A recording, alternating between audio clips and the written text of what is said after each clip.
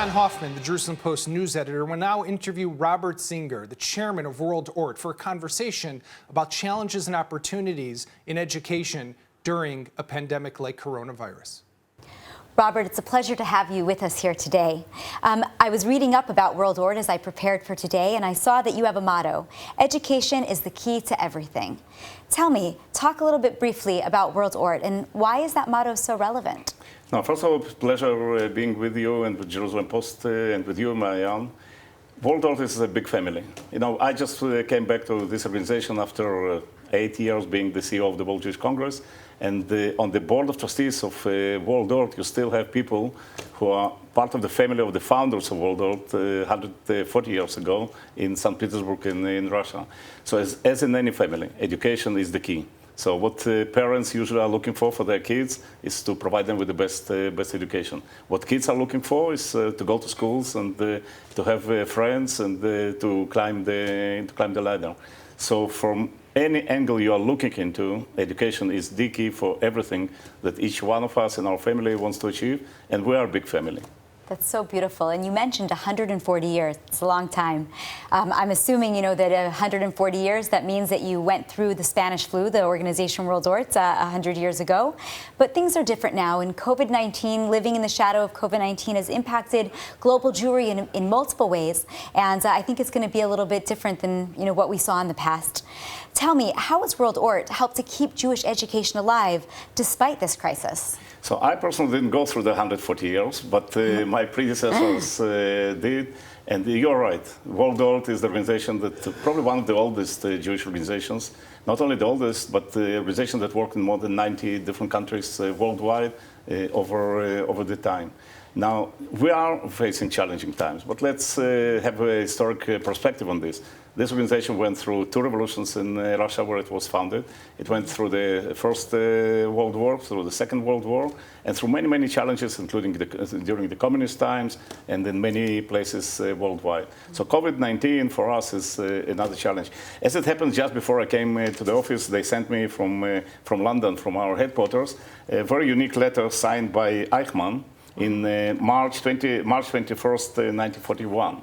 And this is the letter, basically allowing Jews, and remember, in March 41, Nazis are marching on the streets of Europe, and he allowed to open art school in Berlin, because even Nazis understood the importance of preparing people for the job markets. So COVID-19 created new challenges.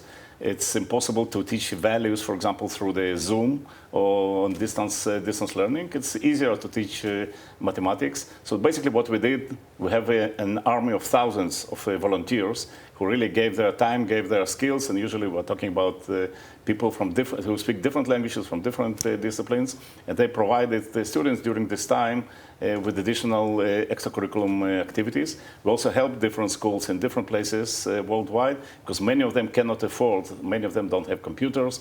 Once again, we are working in countries, not only in Western Europe, but countries like Kyrgyzstan, Moldova, and places of this kind, and not everybody has really the access to all these technologies. It's really fascinating. And, you know, Robert, I wanted to spend a little bit of time actually talking about you in that light. You brought this letter from Eichmann today, and, you know, I think about the anti-Semitism that has taken place worldwide, including where you're from, which is from Ukraine, from what I understand. You've gone through, which that country itself has gone through a transformation. The country was wrought with anti-Semitism, but now it has a Jewish president. Yeah, no, it is amazing what is happening in a country where I was born. It's really amazing because I was born in Western Ukraine. It's speaking about the COVID-19. There is a Jewish school in the city I was born.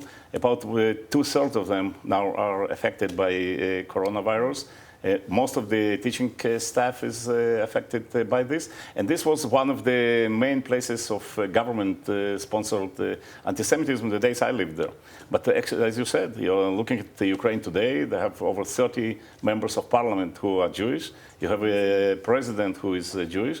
And Ukraine is going to a new direction. And it's not only Ukraine. I would say that in Europe we have many problems. But on the other hand, we have also many governments that understand this. And one of these is Germany, that is taking chairmanship of the European Union just in a few days from now. Right, which is really fascinating. But unfortunately, not everybody is having that positive experience. And anti-Semitism has really spiked as a result of coronavirus. We've seen that in multiple reports, and we've seen it, on the ground. In times of crisis, we often see that Jews are blamed in general. And can you explain what World ORT has done on that front? And is there any reason for optimism?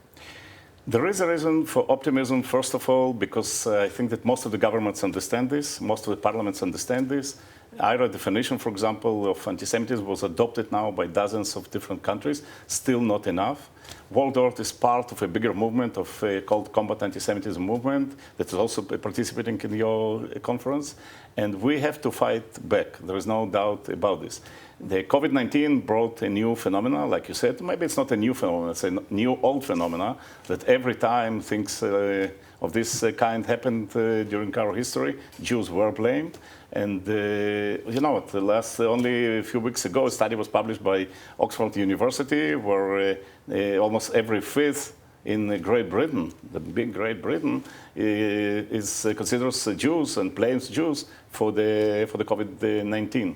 So I do think we are facing new challenges. But I also think that we are now in a much better place, and there is understanding, at least at the level of legislators and government officials. Wonderful. Well, Robert, thank you so much for being with us today, and I really appreciate it. Thank you, Marianne. Okay.